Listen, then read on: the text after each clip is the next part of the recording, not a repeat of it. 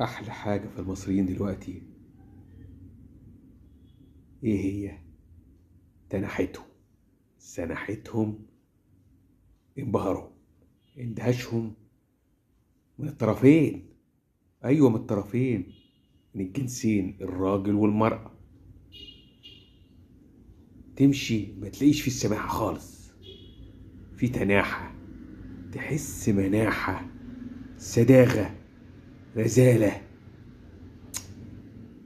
ما تقدرش تفك الوش الا اذا كلمته تلاقيه تايه. تحس ان هو جعان، شبعان، مبسوط، متضايق، ما تفهمش. داخليا كل واحد وانسان. بقت الوجه مرآة داخلية مختفية. ليه؟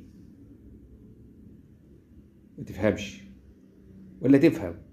هتعمل لهم ايه؟